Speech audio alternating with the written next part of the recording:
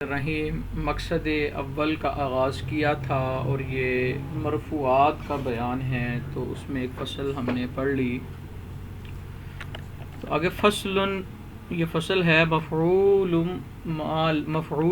ما لم یسمى فاعلہ، مفعول ما لم یسمى فاعلہ، نائب فاعل کے بارے میں۔ مفعول ما لم یسمى فاعلہ کا مطلب نائب فاعل ہے کہ وَهُوَ كُلُّ مفعول، یہ ہر اس مفعول کو کہتے ہیں حذف فاعلہ کہ جس کے فاعل کو حذف کر دیا گیا ہو، وَأُقِیمَ ہوا اور قائم مقام بنا دیا گیا ہو اسے اس فاعل کا، ہر وہ مفعول جس کا فاعل حذف کیا ہو، وَأُقِیمَ ہوا مقامہ ہو اور اسے اس کے قائم مقام بنا دیا گیا ہو، جیسا کہ ضُرِبَ زید۔ یہ مثال ہم نے اور یہ تعریف گزشتہ سبق میں بھی پڑھی تھی۔ وحکمہ، نائب فاعل کا حکم فعل کو واحد، تثنیہ، جمع، مذکر اور مؤنث لانے میں۔ وحکمہ فی توحید فعلہ و تثنیہ و تثنیتہ ہونا چاہیے، و تثنیتہ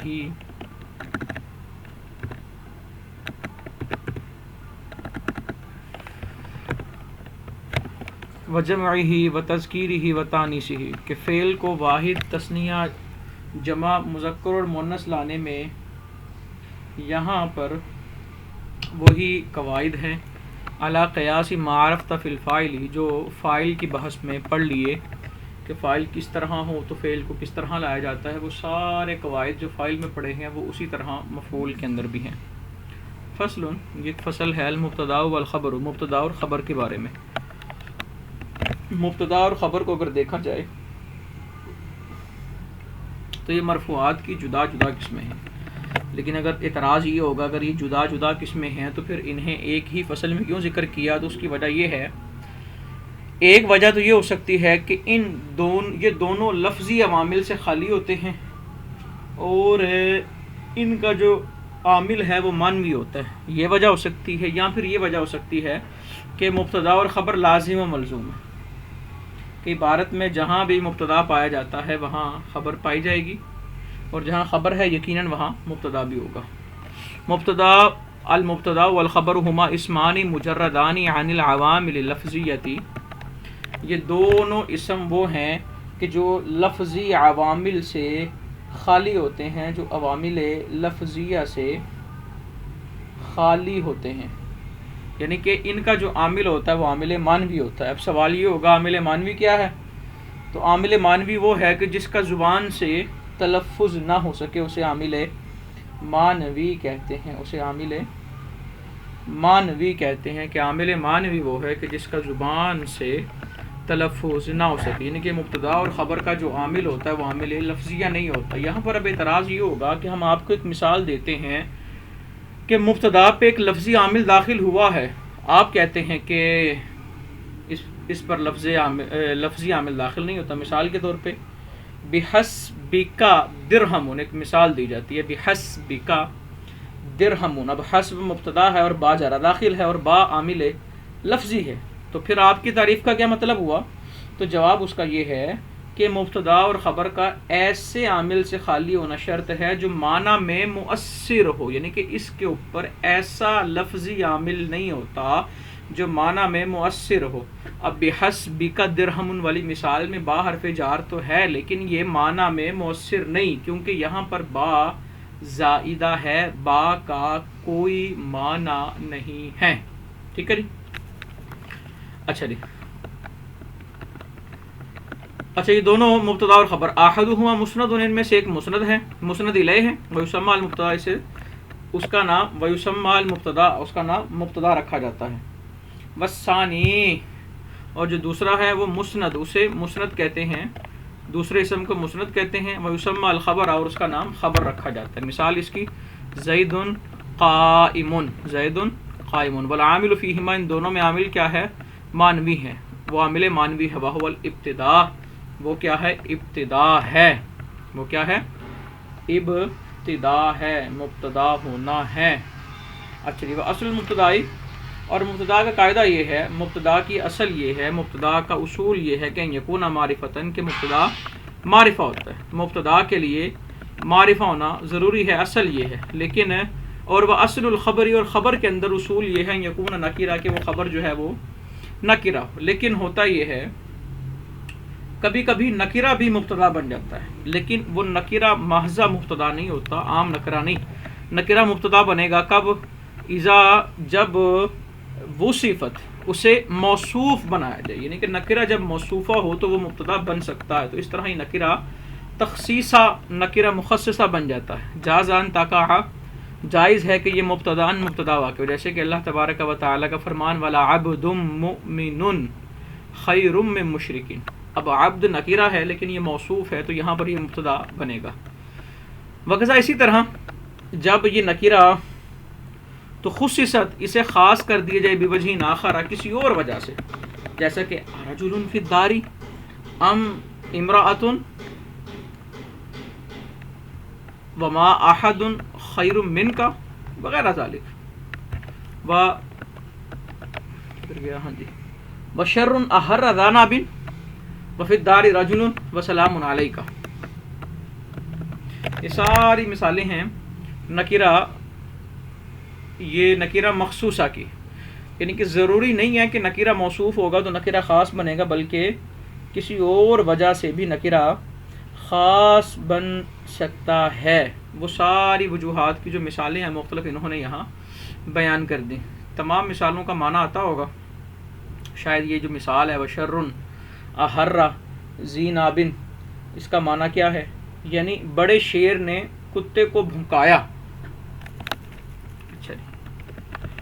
وَإِنْ كَانَ أَحَدُ الْإِسْمَيْنِ مَعْرِفَةٌ وَالْآخَرُ نَكِرَةٌ، دو اسموں میں سے جب ایک معرفہ ہو اور ایک نکرہ ہو تو فَجْعَلِ الْمَعْرِفَةَ مُبْتَدَاءً، تو معرفہ کو مبتدا بنا دو، وَالنَّكِرَةَ خَبَرًا، البتہ اور نکرہ کو خبر بنا دو. کما مرہ، جیسا کہ یہ بات گزر چکی. وَإِنْ كَانَ مَعْرِفَتَيْنِ، لیکن اگر دونوں جو اسم ہیں وہ معرفہ ہوں تو فَجْعَلْ، تو پھر فجعل ایہما شئت مبتداء، تو جس کو چاہو اسے مبتدا بنا دو، جس کو دل کرے دونوں میں سے پہلے کو یا دوسرے کو مبتدا بنا دو. والآخر خبرا، اور دوسرے کو خبر بنا دو. جیسے کہ اللہ الہنا، اب اللہ مبتدا، الہنا مضاف مضاف الیہ مل کر خبر، یہ بھی درست ہے. اور اللہ خبر اور الہنا مضاف مضاف الیہ مل کر مبتدا، یہ بھی درست ہے. اسی طرح ومحمد نبینا وآدم ابونا. وقد یکون الخبر جملۃ اسمیۃ، اور جو خبر ہے وہ کبھی جملہ اسمیہ ہوتی ہے. یہ بتا رہے ہیں کہ خبر کس کس طرح کیا کیا واقع ہوتی ہے. تو خبر جملہ اسمیہ ہوگی، جملہ فعلیہ ہوگی، جملہ ظرفیہ ہوگی. کبھی خبر جملہ اسمیہ ہوتی ہے جیسے زید ابوہ قائم، یا جملہ فعلیہ ہوگی جیسے زید قام ابو. او شرطیہ، یا خبر جو ہے وہ جملہ شرطیہ ہوگی جیسے زید ان جاءنی فاکرمتہ، یا خبر جملہ ظرفیہ ہوگی جیسے زید خلفک وعمر فی الدار. والظرف متعلق بجملۃ عند الاکثر، اور جو ظرف ہے وہ اکثر کے نزدیک کسی نہ کسی جملے سے متعلق ہوتا ہے. اب ظرف کا لفظ آیا تو آپ نے لفظ بار بار سنا ہوگا کہ ظرف مستقر اور ظرف لغو. اب سوال یہ ہے کہ ظرف مستقر کیا ہوتا ہے اور ظرف لغو کیا ہوتا ہے. تو ظرف مستقر وہ ہے جس کا متعلق فعل یا شبہ فعل محذوف ہو، جس کا متعلق فعل یا شبہ فعل محذوف ہو، یہ ظرف مستقر ہے. اور ظرف لغو وہ ہے جس کا متعلق فعل یا شبہ فعل مذکور ہو. ٹھیک ہے جی. اور وہی استقر مثلا تقول زید فی الدار، یہ جو مثال ہے نا زید فی الدار تقدیرہ، اصل عبارت یوں ہے زید استقر فی الدار، زید استقر فی الدار، یعنی کہ زید فی الدار کے اندر یہ حرف فی جار دار مجرور مل کر یہ ظرف مستقر بن رہا ہے استقر فعل کا. ٹھیک ہے جی. تو یہاں پر چونکہ اس کا متعلق محذوف ہے تو اس لیے اسے ظرف مستقر کہتے ہیں، اور اگر اس کا متعلق موجود ہو تو اسے ظرف لغو کہیں گے. اچھا جی. ولا بد فی الجملۃ من ضمیر، اور یہ قاعدہ اور بیان کر رہے ہیں کہ وہ جملہ جو مبتدا کی خبر واقع ہو تو ضروری ہے کہ اس جملے میں من ضمیر کوئی ضمیر ہو یعود الی المبتدا، جو مبتدا کی طرف لوٹ رہی ہو. کل ہائی فی ما مرہ، جس طرح کے ہا جو ما قبل میں گزر چکی ہے، جو ما قبل میں گزر چکی ہے. وہ اوپر مثال دیکھ لیں.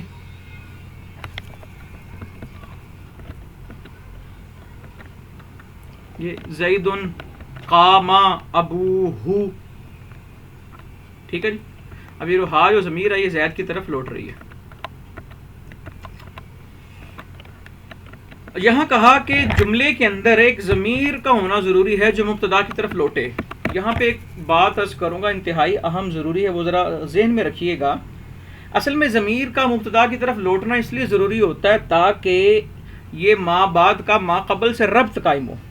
اب سوال یہ ہے کیا جملے کو ما قبل سے مربوط کرنے کے لیے صرف اس میں ضمیر ضروری ہے یا اور بھی کسی طریقے سے یہ ہو سکتا ہے؟ تو اس کا جواب ہے کہ دیگر اشیاء بھی ایسی ہیں کہ جن کی وجہ سے جملے کے اندر ربط قائم ہو سکتا ہے. مثال کے طور پہ اس میں ضمیر کی جگہ اگر اس میں ظاہر آ جائے، قرآن پاک میں آیا نا الحاقۃ ملحاقہ، اب یہ جو دوسرا الحاقہ آیا یہ ہی ضمیر کی جگہ واقع ہوا ہے، ٹھیک ہے جی. یا پھر خبر کا مبتدا کی تفسیر ہونا، جیسے قل هو اللہ احد، اب اس میں اللہ احد مبتدا کی خبر ہے اور ہوا کی تفسیر ہے جو مبتدا ہے. تو یعنی کہ اور بھی طریقے ایسے ہو سکتے ہیں جس سے ربط ہو. تو یہ جو قاعدہ بیان کیا گیا کہ ضمیر کا ہونا جو مبتدا کی طرف لوٹے، یہ ضمیر میں قاعدہ منحصر نہیں، یعنی کہ کوئی بھی ایسی چیز پائی جا رہی ہو جو اس جملے کا مبتدا سے ربط جو ہے وہ قائم کرے. وَيَجُوزُ حَذْفُهُ عِنْدَ وُجُودِ قَرِينَةٍ، اور جب کوئی قرینہ پایا جائے تو تب اس ضمیر کا حذف کرنا جائز ہے. حذفہ، یہ ہو ضمیر جو ہے یہ ضمیر کی طرف جا رہی ہے کہ جب قرینہ پایا جائے تو صرف جو ضمیر رابطہ ہے اسے حذف کرنا جائز ہے. مثال اس کی کیا ہے؟ الثمن منوان بدرہم. اب یہاں پہ قرینہ کیا پایا جا رہا ہے؟ قرینہ یہ پایا جا رہا ہے کہ دیکھیں نا کہ جو گھی بیچنے والا ہے وہ گھی ہی کا تو ریٹ بتا رہا ہے. اب یہاں پہ منہ لانے کی ضرورت ہی نہیں. اب جو گھی بیچنے والا ہے تو وہ دال کا تو ریٹ نہیں بتائے گا. تو یہ قرینہ پایا جا رہا ہے. تو جب قرینہ پایا جائے تو پھر یہ رابطے کی جو ضمیر ہے اسے حذف کرنا درست ہے، اسے حذف کرنا جائز ہے. اسی طرح والبر والقر بستین درہم، یہ دوسری مثال ہے. قر ایک پیمانے کا نام ہے جس میں 12 وسق گیہوں آتے ہیں اور ایک وسق 60 سا کا ہوتا ہے. تو تقدیری عبارت کیا ہونی چاہیے؟ تقدیری عبارت ہونی چاہیے البر القر منہ بستین درہم. تو یہاں پر بھی منہ حذف ہے. کیوں؟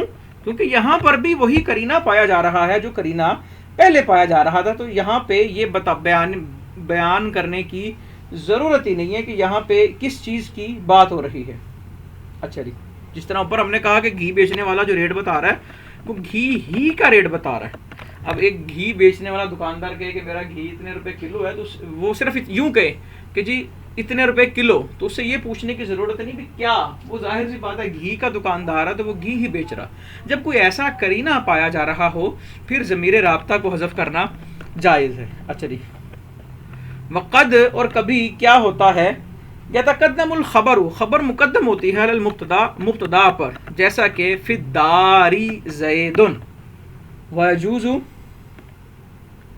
للمبتدا الواحد، اور ایک قاعدہ اور ہے کہ ایک مبتدا کے لیے اخبار کثیرہ، کہ بہت سی خبریں لانا بھی جائز ہے، جیسے زید عالم فاضل عاقل.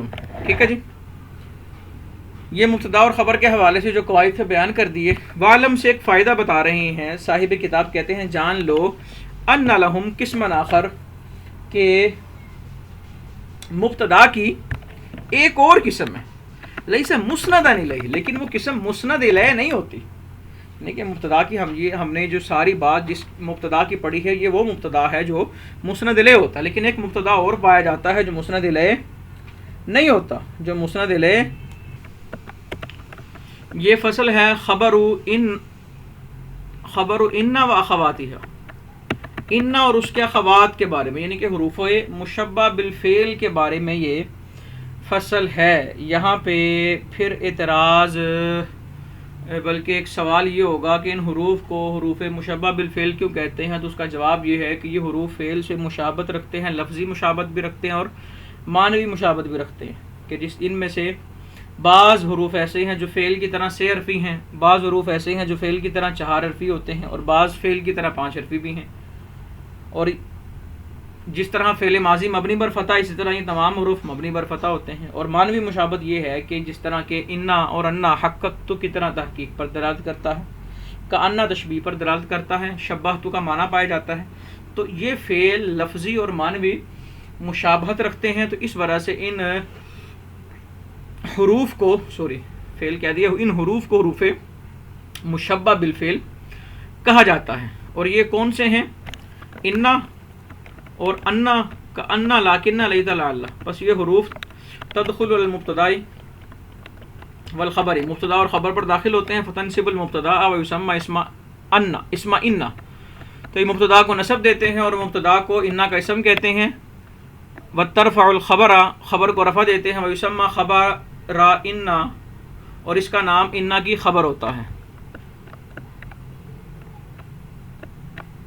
ٹھیک ہے جی، انا کی خبر کو انا کی خبر کہتے ہیں۔ هو المسند بعد دخولها، اور یہ اس کے داخل ہونے کے بعد مسند ہوتے ہیں۔ مثال اس کی کیا ہے؟ ان زیدا قائم وحکمه فی کونه، اور مفردا و جملہ و معرفۃ و نکرۃ، مفرد جملہ معرفہ اور نکرہ ہونے میں اس کا حکم وہی ہے کہ حکم خبر المبتدا، جو مبتدا کی خبر کا حکم تھا۔ ولا یجوز تقدیم اخبارها علی اسمائها، تو انا کے اسماء پر انا کی خبروں کو مقدم کرنا جائز نہیں ہے، الا اذا کان ظرفا، ہاں لیکن اگر خبر ظرف ہو تو پھر وہ مقدم ہو سکتی ہے۔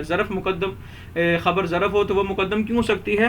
لمجال التوسع، کیونکہ اس کے اندر وسعت زیادہ پائی جاتی ہے۔ مثال کے طور پہ ان فی الدار زیدا، ٹھیک ہے جی، لمجال التوسع فی الظروف، ظروف کے اندر وسعت پائی جاتی ہے۔ فصل، اچھا جی، یہاں پر پیچھے اگر ایک آگے جس طرح لفظ آ رہا ہے اسم کانا و اخواتی ہے، پیچھے بھی لفظ گزرا انا و اخوات، تو اعتراض یہ ہوگا، پہلا سوال یہ ہوگا کہ اخت کا جو اطلاق ہوتا ہے یہ اس ذی روح پر ہوتا ہے کہ جس کے لیے کوئی ماں ہو، انا ذی روح نہیں ہے، ٹھیک ہے نا، تو یہاں پر انا کے لیے اخت کا صیغہ کیوں استعمال کیا؟ اس کا جواب یہ ہے اخت سے یہاں مجازن اشباہ و امثال مراد ہیں، تو اسی وجہ سے یہاں پہ اخت کو ذکر کیا۔ پھر سوال ہوگا کہ مؤنث کا صیغہ کیوں لائے، مذکر لے آتے، تو اس کا جواب یہ ہے یہ تعبیر بتاویل کلمہ، یعنی کہ انا چونکہ کلمہ ہے اور کلمہ مؤنث ہے، تو بس کلمے کا اعتبار کرتے ہو یہاں پہ اخوات کا لفظ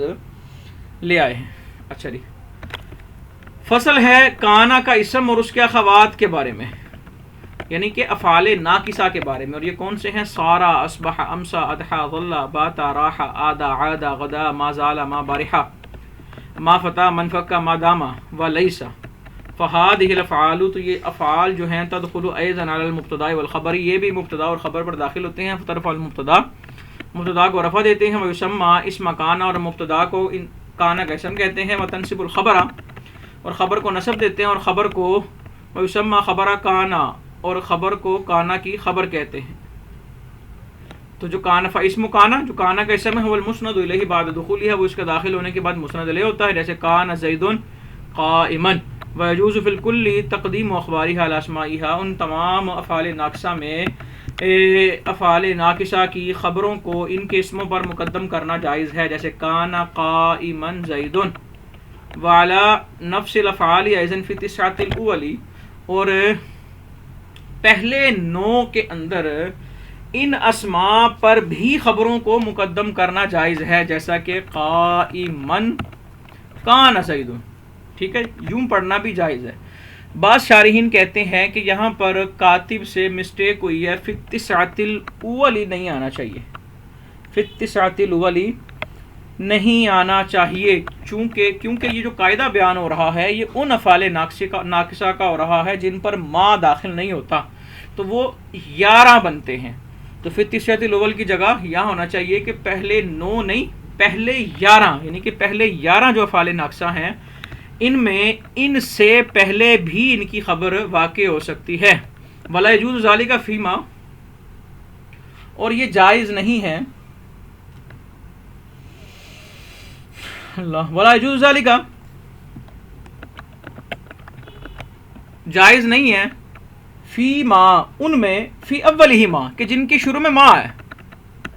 ٹھیک ہے جی، یعنی کہ یہ لفظ بھی بتا رہا ہے کہ پیچھے جو جس طرح بھی ہم نے عرض کیا کہ فی التسعۃ الاول نہیں ہونا چاہیے، یہاں پہ لفظ وہ تبدیل ہونا چاہیے کہ یہ جائز نہیں ہے ان میں جن کے شروع میں ما ہے. فلا یقال قائما ما زال زید، یہ نہیں کہا جا سکتا. وفی لیس خلاف، یہ نہیں کہا جا سکتا. اور وفی لیس خلاف، اور اس میں اختلاف نہیں ہے. اور باقی کلام فی هذه الافعال یجوء فی القسم الثانی ان شاء اللہ تعالی، اور باقی گفتگو اس قسم کی اس یعنی کہ افعال ناقصہ کی اس قسم ثانی میں آئے گی انشاءاللہ. فصل، یہ ایک فصل ہے. اسم ما ولا المشبہتین بلیسا، ما ولا جو اسم جو لیسا سے مشابہت رکھتے ہیں ان کا اسم. چونکہ مرفوعات پڑھ رہے ہیں تو ما ولا مشبہتین بلیسا کا جو اسم ہے وہ مرفوع ہوتا ہے. هو المسند الیہ بعد دخولہما، ما اور لا کے داخل ہونے کے بعد ان کا اسم مسند الیہ ہے. جیسے ما زید قائما ولا رجل افضل منک. ویختص لا، اور لا خاص بالنکرۃ. ویعم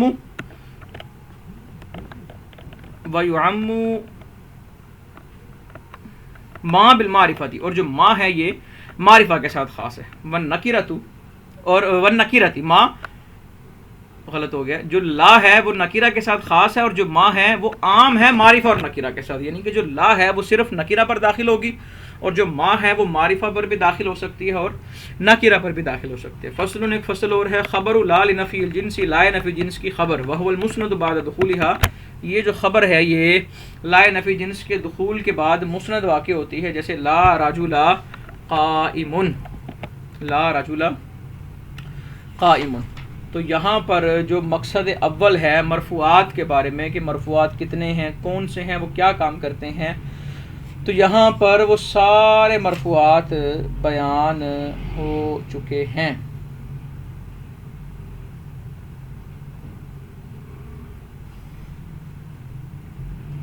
تو امید ہے کہ یہ سبق بھی سمجھ آ گیا ہوگا.